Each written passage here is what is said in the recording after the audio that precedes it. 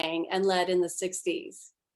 At that time, my dad attended Brigham Young University, BYU.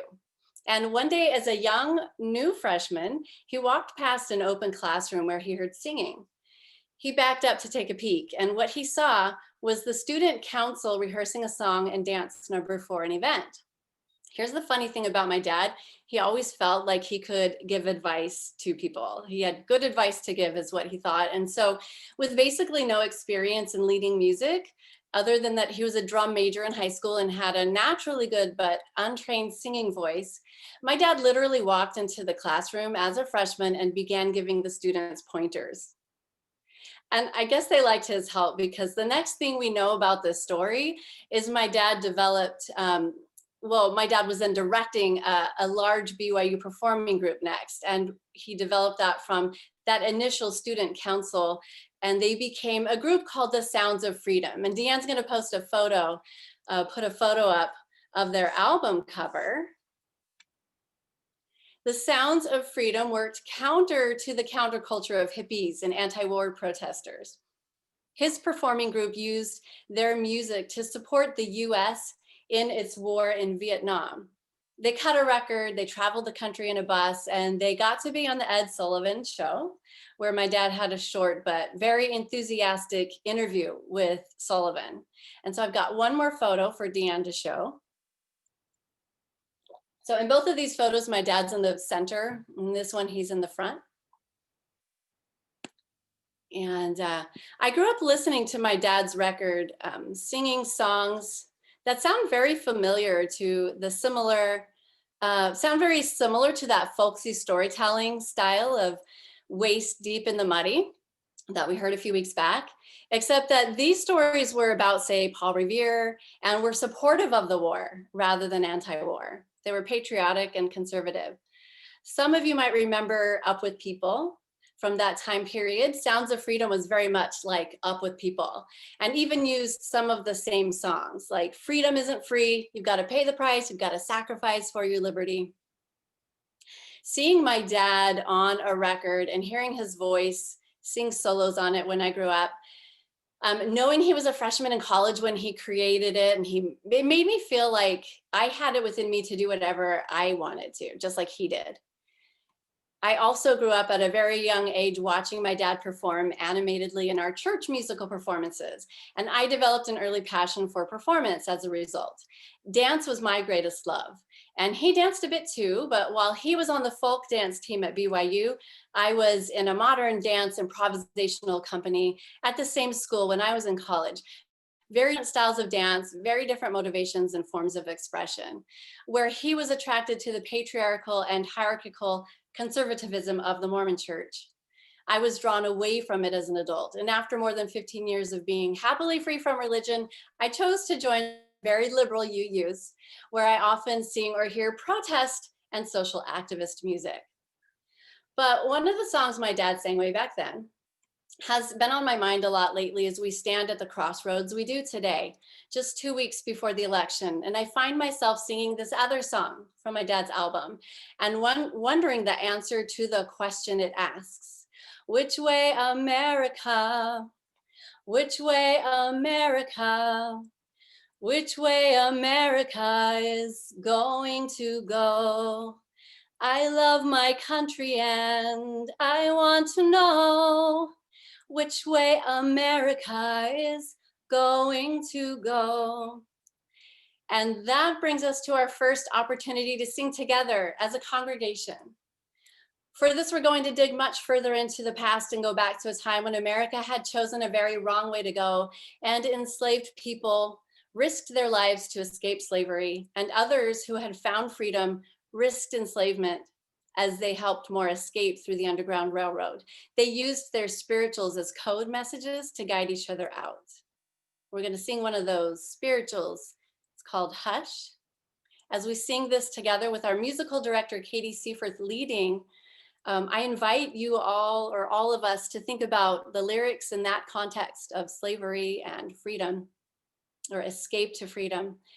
And maybe we also can sing for ourselves now and our own call as a congregation and as individuals. Katie is on maternity leave, but in video, she will lead us in the hymn, Hush.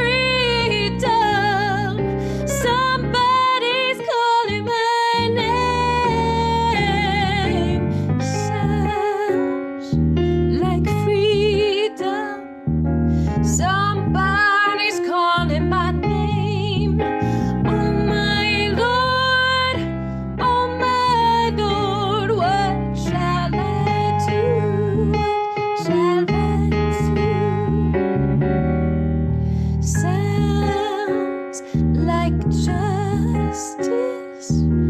Somebody's calling my name. Sounds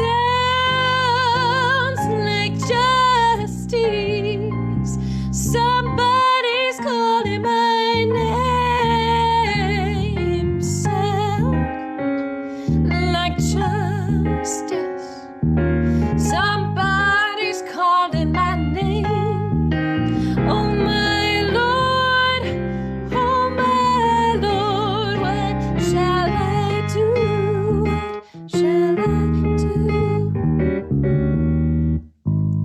Soon one morning, death come creeping in my room. Soon one morning, death come creeping in my room.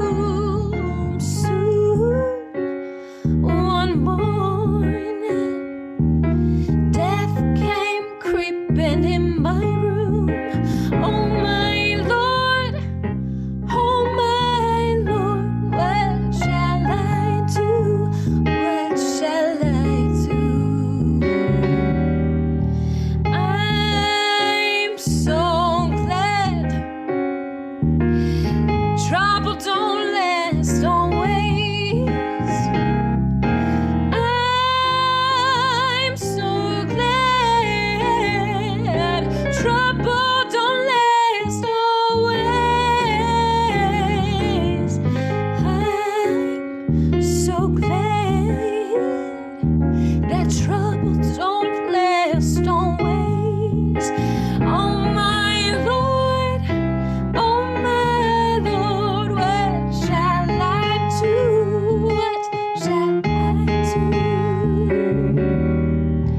Hush, hush, somebody's calling my name. Hush,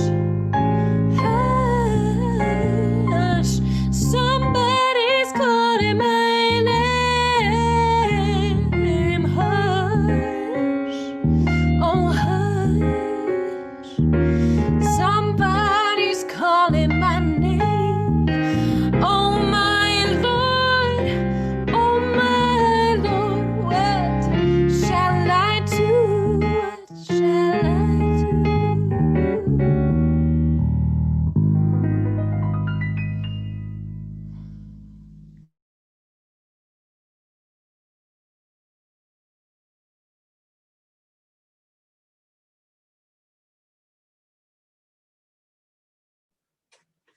So, what shall I do? That question, that song refers to a passage in the Jewish scriptures that talks about Elijah the prophet, who ran into the mountains to escape harm. He was being chased, and he hid there in the mountains, and he waited to figure out what to do, and eventually he heard a still, small voice. And when he heard the still, small voice, he came out and said, and the Hebrew word is hineni, here am I. And he learned what he should do. This moment of offering is that moment when we get to ask that question of ourselves every week. What shall I do? We need to ask that question almost every day in these times. And it seems we can't do very much except stay home, take a walk, buy food. But you can do other things, even if it's only to make a contribution to the organization. And that's a way to make a promise to yourself that you will answer that question, what shall I do? Whether it speaks of justice or peace or love, by making that gift today, you practice what Martin Luther King Jr. called a dangerous unselfishness. So ponder that for a moment. Doesn't take but a second or two to type in 480-725-4522 and text to give. You can donate at our website. You can send a check. But this institution exists because you make it happen. Oh Lord, what shall I do? You know what to do.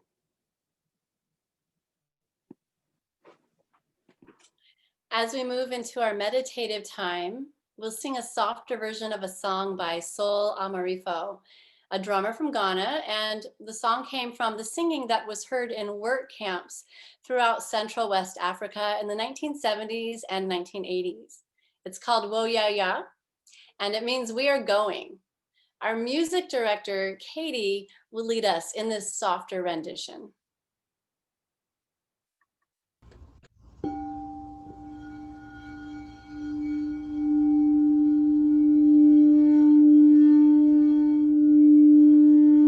As we are in the space of meditation, let's all take a deep breath together, breathing in through the nose and out through the mouth, filling our lungs as deep as we can. Breathe in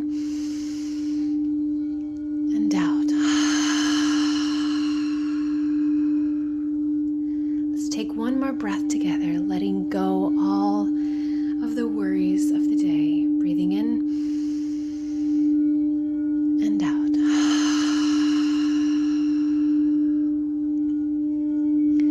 Let's sing together, Wo Ya Ya. I will be singing it at a tempo that is much slower than what you are probably used to. And the intention there is to allow the words to speak to us differently, to allow the words to sit with us deeper.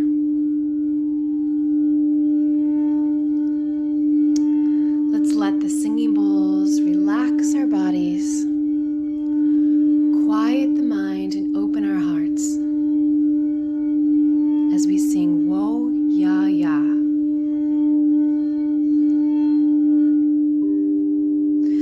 We are going,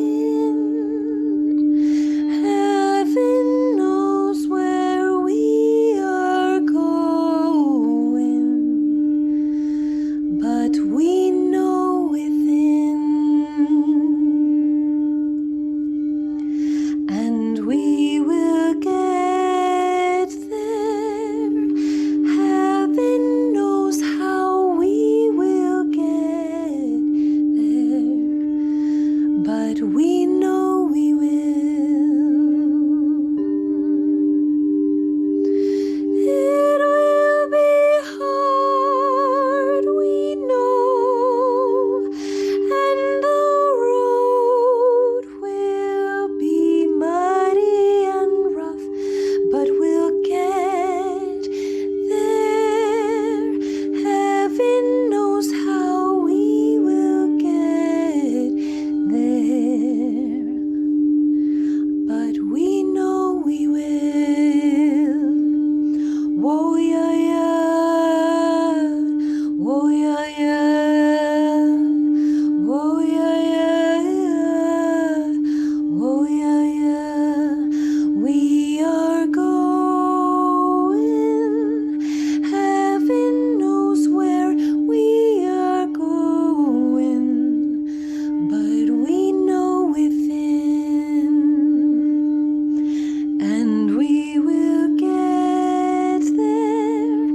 Heaven knows how we will get there, but we know we will. Wo ya ya, wo ya ya, wo ya ya, wo ya ya, wo ya ya, wo ya ya, wo ya ya,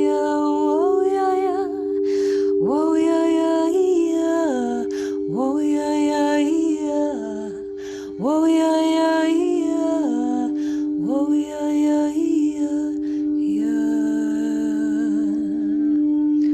wo ya ya.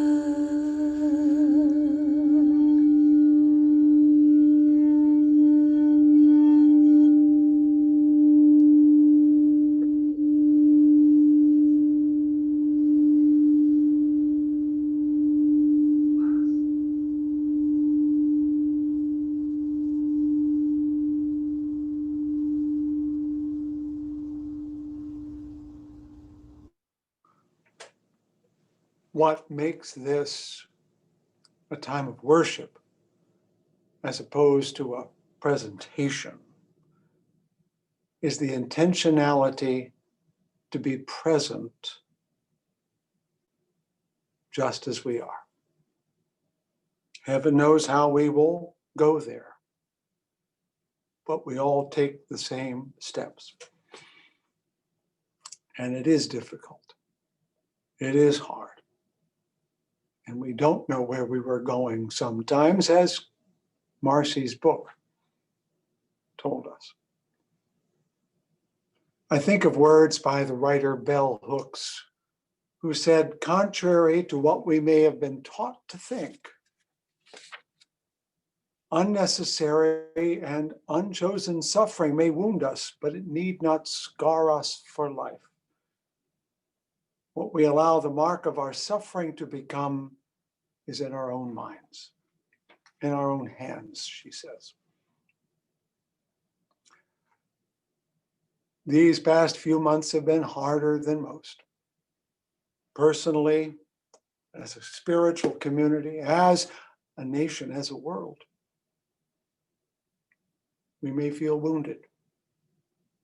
However, we get to choose where we are going. We get to choose how we walk through this difficult time. And we do it largely by holding on to someone nearby. That's hard when we can't physically touch one another, but we're looking at each other's faces right now. For some, it's remembering how it feels to embrace them. For others, it's remembering their voice. If you are new, you are looking at faces you don't know and hoping to find a face or two that can become part of your path. We pause here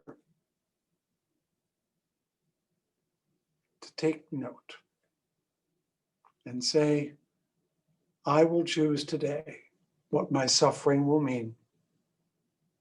I will decide how my steps will land.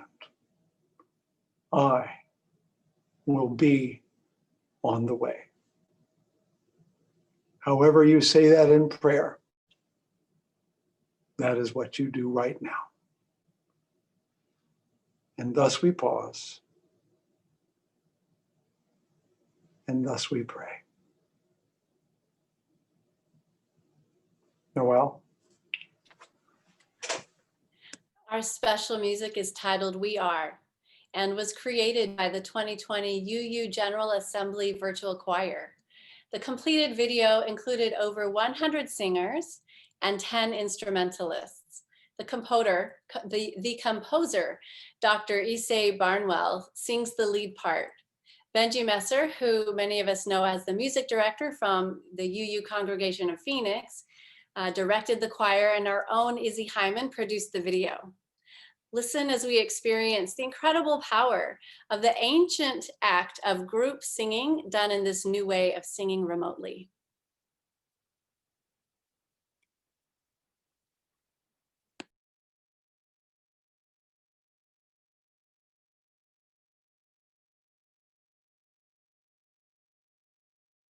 For each child that's born, a morning star rises and sings to the universe who we are. For each child that's born, a morning star rises and sings to the universe who we are. Oh, for each child that's born, a morning star rises and sings to the universe who we are. Oh, for each child that's born, a morning star rises and sings to the universe who we are.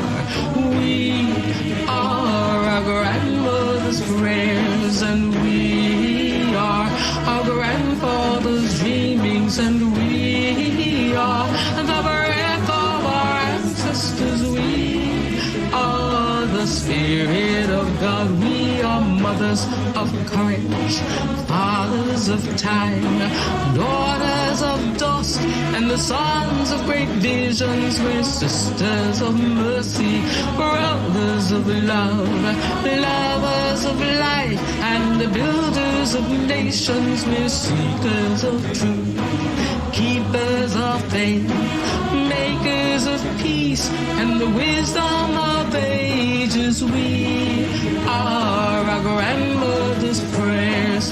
We are our grandfather's dreamings, and we are the breath of our ancestors. We are the Spirit of God. We are mothers of courage, fathers of time, daughters of dust, and the sons of great visions. We're sisters of mercy, brothers of love, lovers of life, and the builders of nations. We're seekers of truth and keepers of faith.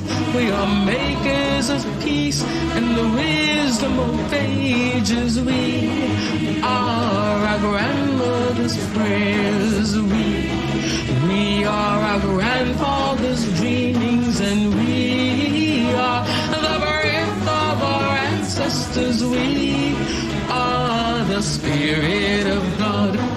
We are our grandmother's prayers, and we are our grandfather's dreamings. We are the breath of our ancestors. We are the Spirit of God.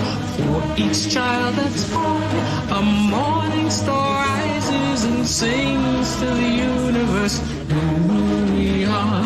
For each child that's born, a morning star rises and sings to the universe who we are. We are one.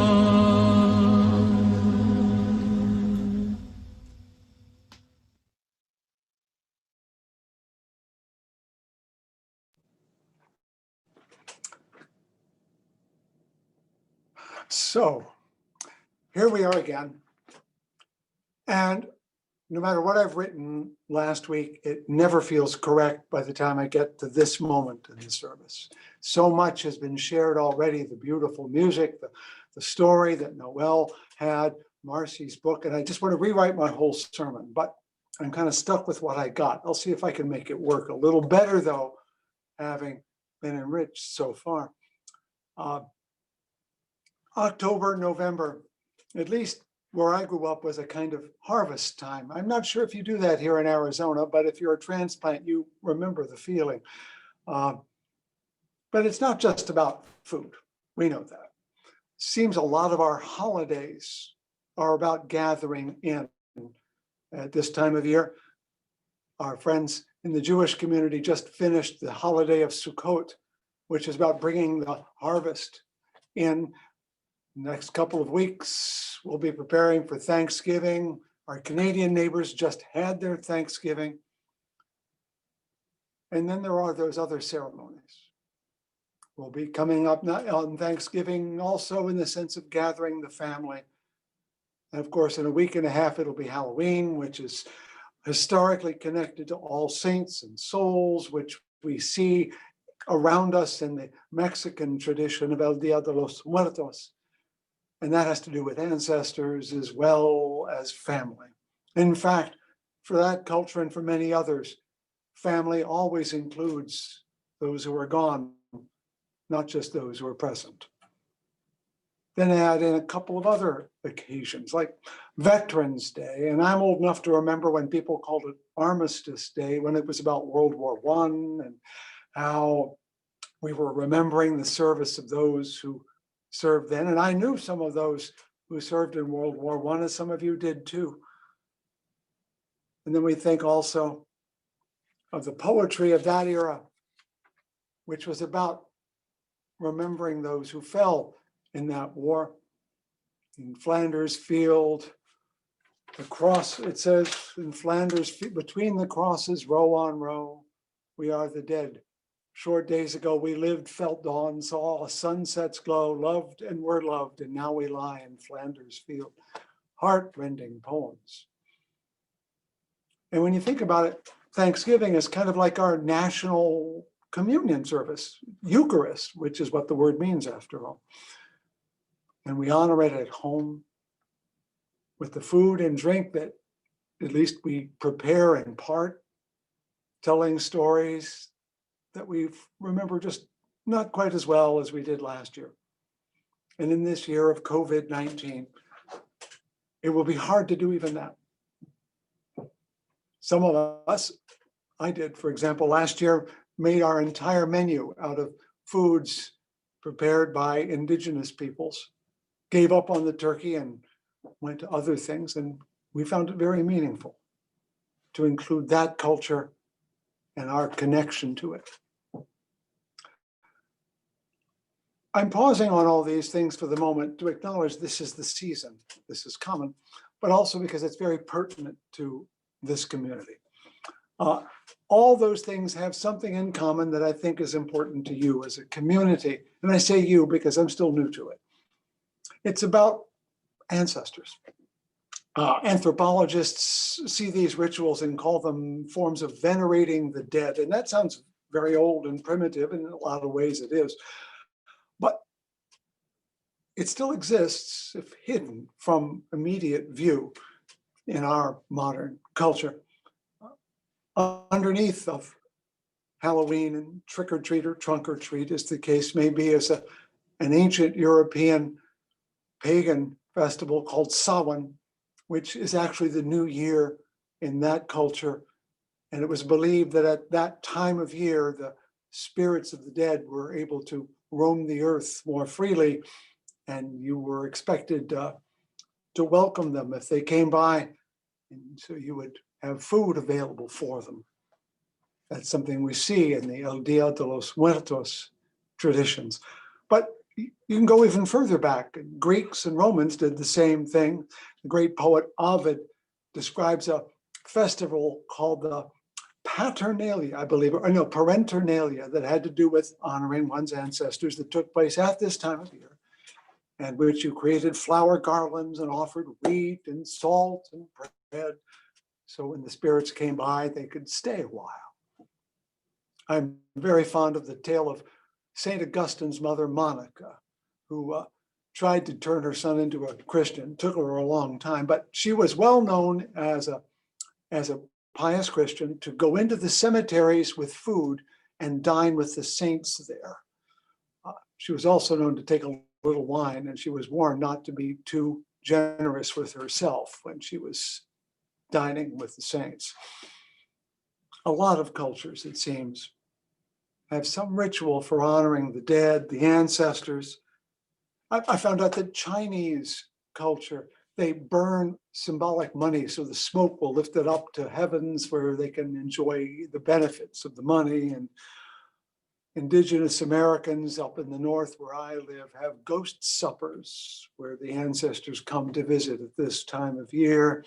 The Japanese light lanterns that float on a river down and away. And in Madagascar, they literally disinter the dead that are interred under their homes and wrap them in new shrouds so they will have a fresh burial for the coming year. We don't do those things, and that's okay. And if it sounds odd to us, maybe that's just because it's in a different language, but we do this. As I get closer to being an ancestor, and that's in store for all of us, I begin to ask, what kind of gestures could we be encouraging of ourselves and the future to keep that connection going?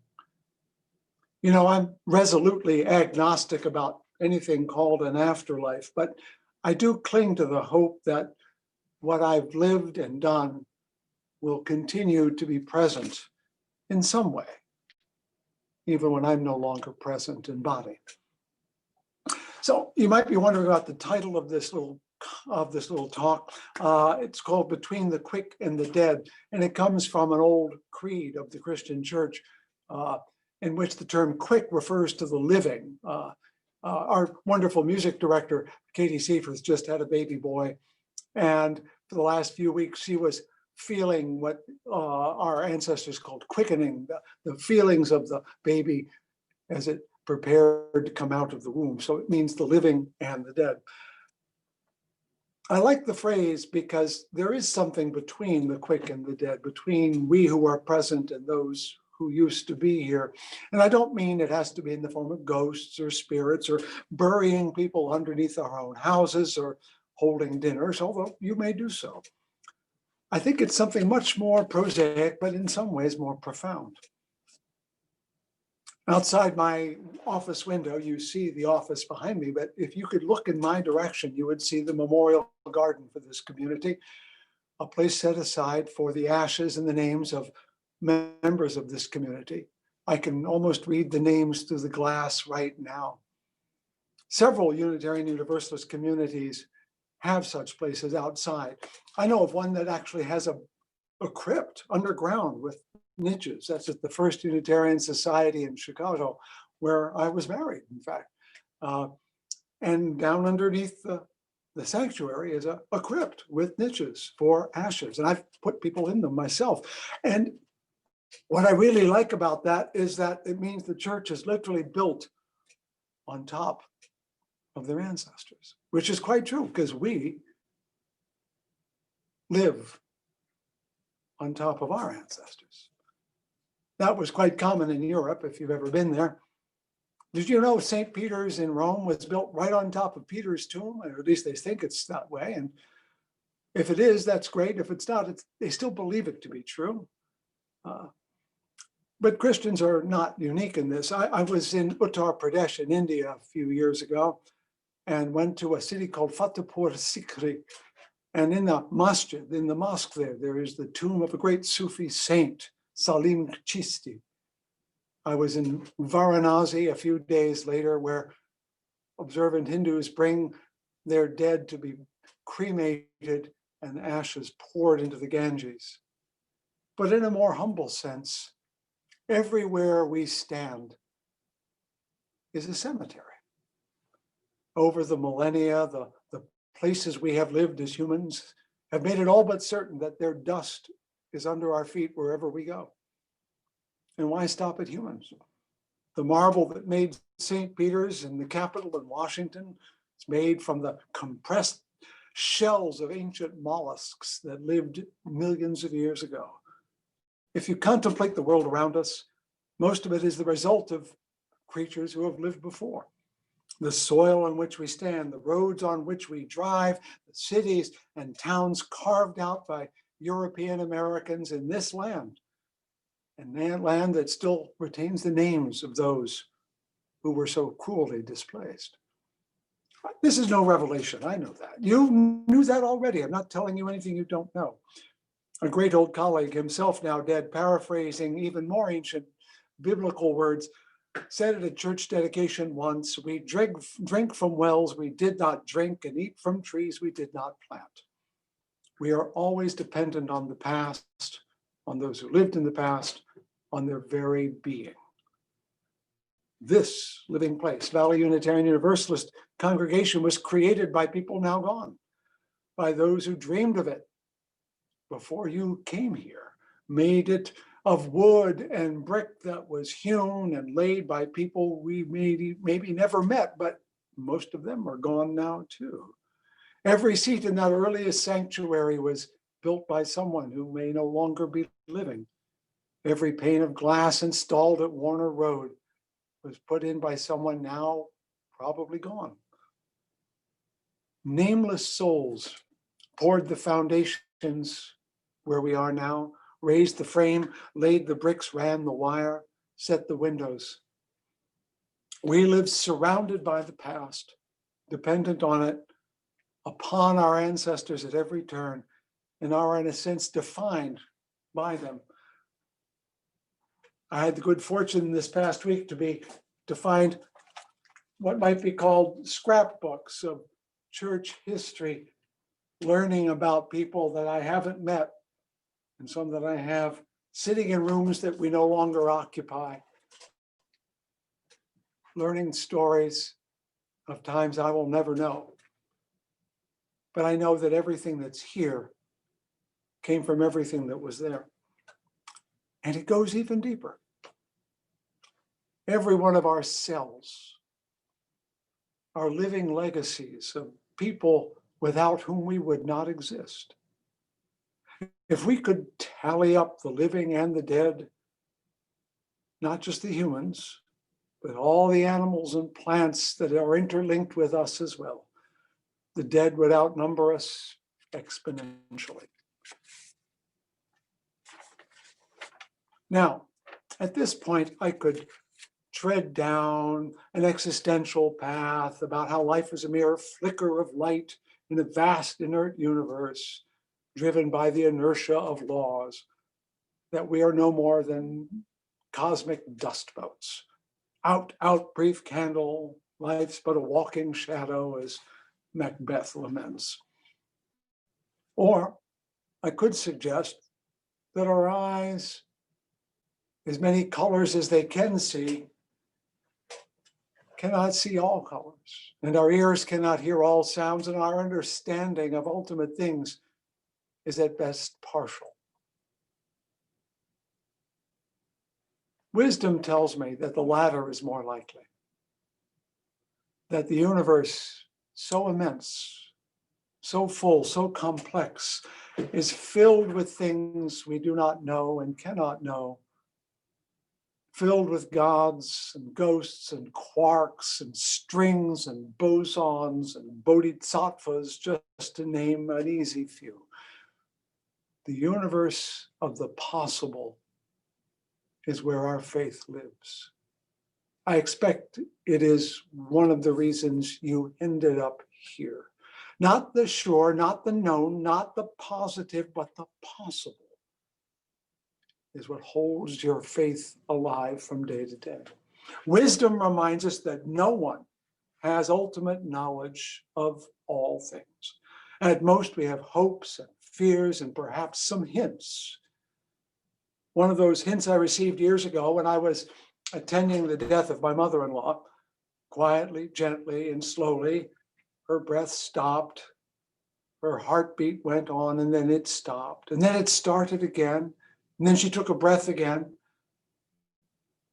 Doctor told us death is pronounced when there has been no pulse or breathing for 60 seconds.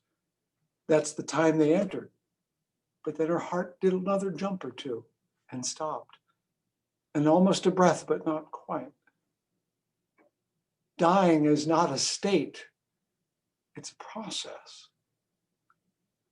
And is it really that different from living? Should we not think of living as being a range of existences, from microscopic to cosmic, from conscious to unconscious? I know Richard Dawkins, the great atheist, said, however many ways there may be of being alive, it is certain there are vastly more ways of being dead, or at least not alive. But I actually want to go with Einstein, who said there are two ways to live your life. One is though nothing is a miracle, the other is though everything is a miracle. And I choose the latter, not because I know it's true, but because it gives me hope that it could be true. And that's the question we all face. Do we choose to think of this brief personal candle as all there is, or that maybe the darkness that we think of as death is not a void, but a different kind of presence? Dividing the universe into the living and the dead is really rather anthropomorphic when you think about it. It may even be wrong. I'll leave that speculation to you. I'm not trying to say things aren't what they are. I'm just saying there's more to it than perhaps we know. All I am saying is that we who are conscious now owe that to those who used to be conscious and whose legacy is still present, not only in the world around us, but in the world within us. We commune with the dead all day, with every breath.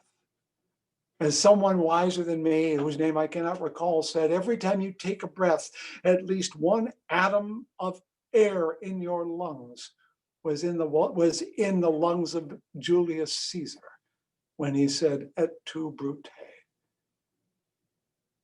We commune with the living and the dead, with everyone, with every breath we take.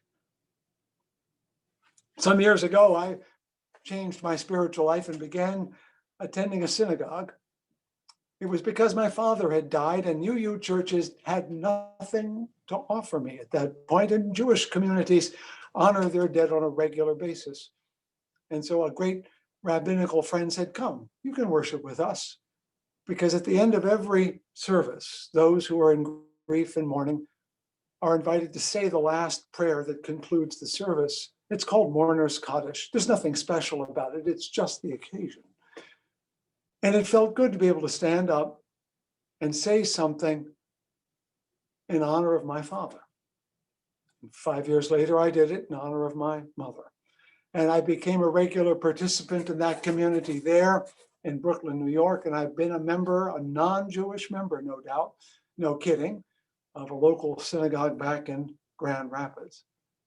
But I did that in part because I needed a place where I could bring my dead into the living world that I occupied. We don't do that. And I'm wondering if we're the less for it, that we don't have some way of acknowledging our dependency on those who go before. In the Quran, that other great Abrahamic faith, Allah tells Muhammad, the prophet, that the Kaaba, that great big cubic thing in Mecca, was built by Ibrahim and Ismail, Abraham and Ishmael. And when you worship there, you connect with the very founders of monotheism. Muslims who go there during the Hajj feel connected across time and place. It's very powerful. That's one of the reasons I go on pilgrimages, to connect physically with something ancient that was alive and is still powerfully present. I know that some communities like yours have observed the custom of El Dia de los Muertos in part because of this need. I believe we have to honor our ancestors. I've since come to realize that this practice is probably not ours to follow. It's something that people would call cultural appropriation, which means to borrow something without asking and without understanding. So I stopped doing it in my congregations, but I agree it's something that we should listen to as an urge. We have a need, a powerful, honest human need to venerate, to honor, to revere those who have gone before. We crave the connection that is deep, ancient, lasting, and real, a sacred place that exists in that space between the quick and the dead, where eternity comes up close and you can just about feel it. It's what people call spirituality. I've prowled the catacombs of Rome, where the dead were laid and early Christians held their worship. I have walked among the bodies burning among the ghats of Varanasi and found not horror but holiness. And in a tiny town in Massachusetts, where I served originally back in the early 80s, there is a little burial ground across from that church. And in that burial ground, the founders lay. And in that same burial ground are the ashes of my 2 infant children, and will be someday where my ashes go to. A place where the living and the dead dwell together under great maples planted by those first settlers, nourished by their former flesh, living and dead together year in and year out on the green hills under the blue skies, a community of life, one community, a community of all saints and souls. And I think that's what we all want, to be in communion like that. Deep, lasting, transcendent, and good. Between the quick and the dead. That's where we find the spirit that moves us on. Amen and amen. And I turn now to Noel to help us finish our worship. Thank you, Fred. Let us finish our service by singing together a modern song, a favorite one of many UUs, written by UU member Peter Mayer. Blue Boat Home with Katie leading us once again.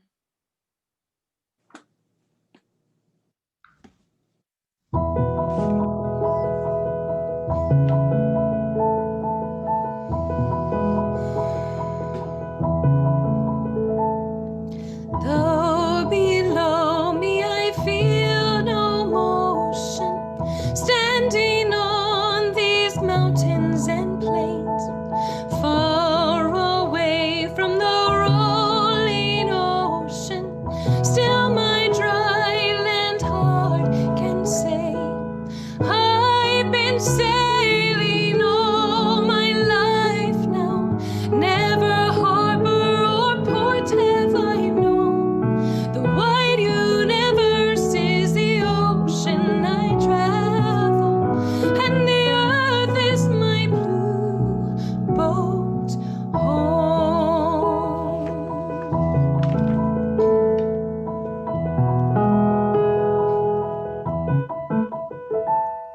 Sun, my sail, and moon, my rudder, as I ply the starry sea, leaning over the edge in wonder, casting questions into the deep, drifting here with my ship's companions, all we kindred pilgrim souls, making our way by the lights of the heavens in our beautiful blue boat home.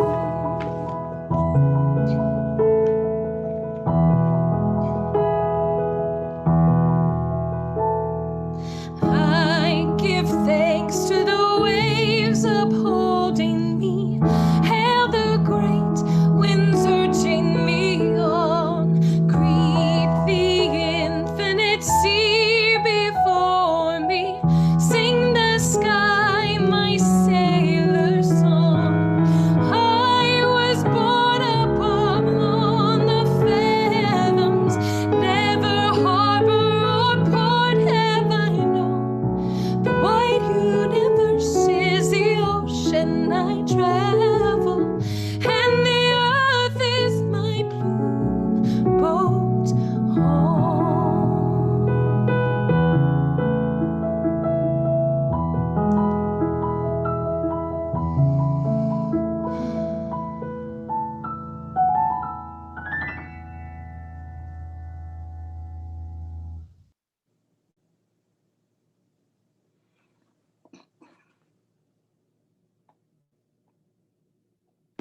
Please join me as we end with our final words and extinguishing the chalice.